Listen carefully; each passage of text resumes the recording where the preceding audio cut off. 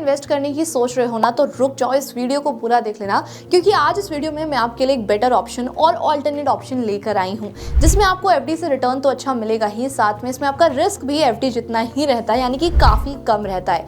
मैं बात कर रही हूँ द गवर्नमेंट ऑफ इंडिया के फ्लोटिंग रेट बॉन्ड 2034 के बारे में। अगर आप भी इसमें इंटरेस्टेड हो और इन्वेस्ट करना चाहते हो तो आपको क्या करना है, इस वीडियो को पूरा देखना है। अगर आप हमारे चैनल पर न्यू हो तो चैनल को सब्सक्राइब करना है, बेल आइकन को प्रेस करना है, इस वीडियो को सभी के साथ शेयर करना है। तो आगे बढ़ने से पहले सबसे पहले यही समझ लेते हैं कि फ्लोटिंग रेट बॉन्ड्स आखिरकार होता क्या है।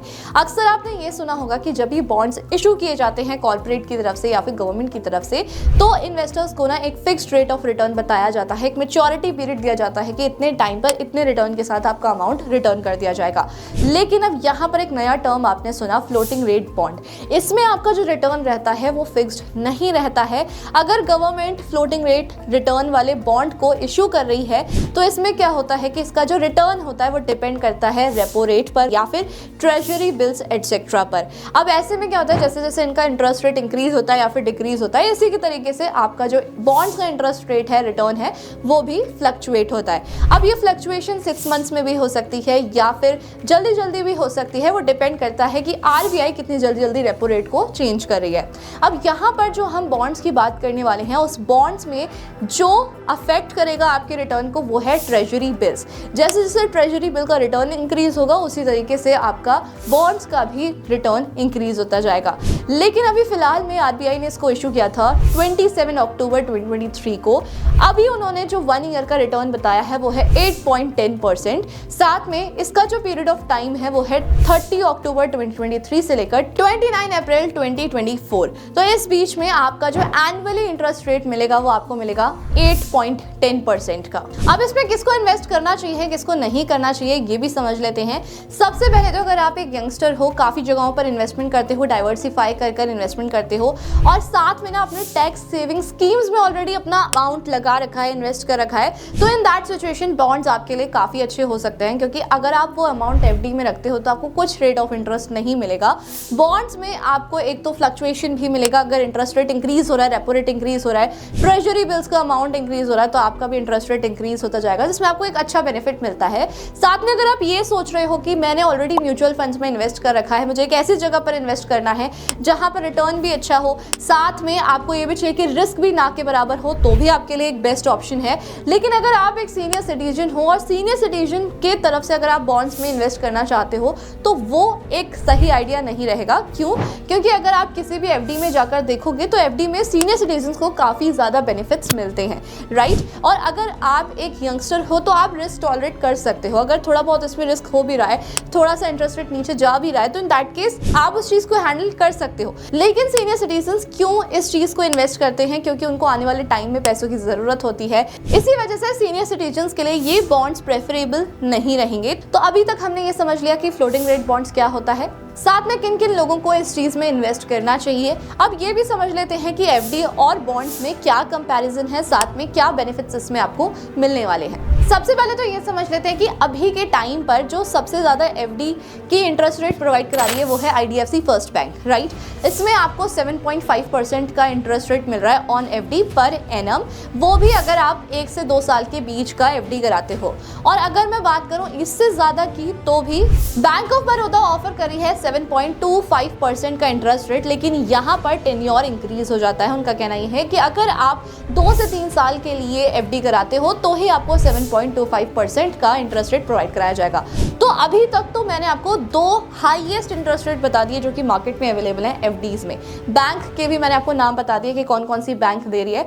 लेकिन अब यहाँ पर आप देखो 8.10% और कहाँ 7.5%, 1% से भी ना बहुत बड़ा फर्क पड़ता है और हो सकता है कि आने वाले टाइम में ये और भी ज्यादा इंक्रीज हो जाए। अब इसको एक डेटा से भी समझ लेते हैं। CEIC ने रिवील किया था कि 182 डे के टी बिल्स पर जो 6.8% था जुलाई 2023 में, वो 7% से इंक्रीज हो गया था सितंबर 2023 में। तो आप देख सकते हो कि किस तरीके से पीक पर जा रहा है और मार्च 2023 में तो ये ऑन पीक था जो कि 7.2% था। तो आप इस चीज से समझ सकते हो कि अगर इंटरेस्ट रेट इसी तरीके से इंक्रीज होता रहा तो आगे आने वाले टाइम में आपको काफी अच्छा प्रॉफिट हो सकता है। अब यहाँ पर पहले ये रिटेलर इन्वेस्टर्स के लिए नहीं था, लेकिन अब गवर्नमेंट ने इसको रिटेलर इन्वेस्टर्स के लिए भी ओपन कर दिया है। तो एट द एंड आज इस वीडियो में हमने ये सीखा कि आखिरकार फ्लोटिंग रेट बॉन्ड्स होते क्या हैं, इसमें आपको इन्वेस्ट करना चाहिए या फिर नहीं करना चाहिए, किसको करना चाहिए, कितना फायदा इसमें आपको मिल सकता है, ऑल्सो इसमें और कौन कौन से बेनिफिट्स होते हैं। तो अब आपको लास्ट में मैं आपको ये भी बता देती हूँ कि अगर आपको इन बॉन्ड्स में सब्सक्राइब करना है तो वो कैसे आप कर सकते हो। आप क्या कर सकते हो, आरबीआई के डायरेक्ट पोर्टल पर जाकर इन बॉन्ड्स को सब्सक्राइब कर सकते हो। बहुत ही ज़्यादा आसान प्रोसेस है। आप क्या कर सकते हो, गूगल पर भी सर्च कर सकते हो। गूगल से सर्च कर आप डायरेक्ट आरबीआई की साइट पर रीडायरेक्ट हो जाओगे और वहां से इन बॉन्ड्स को सब्सक्राइब कर सकते हो। और साथ में ना मैं आपको ये भी चीज़ बोलना चाहूँगी कि इन्वेस्टमेंट करना काफ़ी ज़्यादा इंपॉर्टेंट होता है। अगर आज से ही आपने इन्वेस्टमेंट स्टार्ट नहीं की है तो आपको ज़रूर करनी चाहिए। अगर आप इन्वेस्टमेंट नहीं करते हो तो एट द एंड ना ये आपके ऊपर एक फाइनेंशियल बर्डन क्रिएट कर देता है।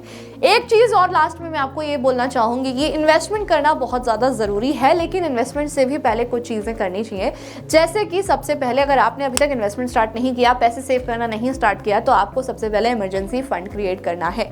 अगर आप इमरजेंसी फंड क्रिएट करते हो तो आपके ऊपर ना एक फाइनेंशियल बर्डन हट जाता है और इमरजेंसी फंड क्रिएट करना बहुत ही ज़्यादा इंपॉर्टेंट होता है। तो अगर इन्वेस्टमेंट से पहले आप ये सोच रहे हो कि मुझे इंश्योरेंस लेना चाहिए या फिर पहले स्टॉक्स में पैसा लगाना चाहिए, नहीं, राइट वे यही रहेगा कि इन्वेस्टमेंट से पहले आप क्या करो, एक इमरजेंसी फंड क्रिएट करो। उसके बाद फॉर श्योर आपको इंश्योरेंस लेना चाहिए। अगर इमरजेंसी फंड बना हुआ है तो आपको इंश्योरेंस लेना चाहिए। उसके बाद आपको इन्वेस्टमेंट स्टार्ट करनी चाहिए। इन्वेस्टमेंट में भी आपको क्या करना चाहिए, डाइवर्सिफाई करना चाहिए। सारा पैसा आपको एक तरफ नहीं लगाना चाहिए क्योंकि उससे रिस्क रेट इंक्रीज हो जाता है। तो अब ऐसे में आपको क्या करना है, सबसे पहले आप समझ गए होंगे इमरजेंसी फंड क्रिएट करना है, उसके बाद आपको इंश्योरेंस लेना है, फिर इन्वेस्टमेंट स्टार्ट करनी है। अगर आप अपना इमरजेंसी फंड और इंश्योरेंस ऑलरेडी क्रिएट कर चुके हो तो ऐसे में आपको इन्वेस्टमेंट बिल्कुल स्टार्ट कर देनी चाहिए। और अगर अभी तक आपने इन्वेस्टमेंट नहीं स्टार्ट की है तो आपको आज से ही करनी है। उसके लिए आपको एक डीमैट अकाउंट की जरूर पड़ेगी। डीमैट अकाउंट का लिंक आपको हमारे डिस्क्रिप्शन बॉक्स में मिल जाएगा, आप जाकर चेकआउट कर सकते हो। फ्री में डीमैट अकाउंट भी ओपन करा सकते हो। साथ में आपको एक और चीज बताती हूँ, आप क्या कर सकते हो, रेफर एंड अर्न भी कर सकते हो। उस पैसिव इनकम से भी आप इन बॉन्ड्स में सब्सक्राइब कर सकते हो और इन्वेस्ट कर सकते हो। इस वीडियो को सभी के साथ शेयर कर देना ताकि एक अवेयरनेस फैल जाए। जो भी इन्वेस्ट करना चाहते हैं एफडी में वो पहले इस ऑप्शन को भी जरूर चेकआउट कर लें। एक चीज और बोलना चाहूंगी कि जब भी आप कहीं पर भी इन्वेस्ट कर रहे हो तो सारे टर्म्स एंड कंडीशंस आपको रीड करने हैं। आपको पता होना चाहिए आप कहाँ इन्वेस्ट कर रहे हो, आपके लिए वो गोल्स कंप्लीट करने के लिए पॉसिबल है या फिर नहीं, आपको इन्वेस्ट करना चाहिए या फिर नहीं। सजेशन से सिर्फ आपको इन्वेस्ट नहीं करना चाहिए, आपको कंप्लीट रिसर्च भी करनी चाहिए। मुझे कमेंट करके जरूर बताना कि क्या आप इन बॉन्ड्स में इन्वेस्ट करना चाहते हो या फिर नहीं। और ऐसे इंटरेस्टिंग वीडियोस के लिए हमारे चैनल को सब्सक्राइब करना, बेल आइकन को प्रेस करना बिल्कुल मत भूलना। Thank you so much.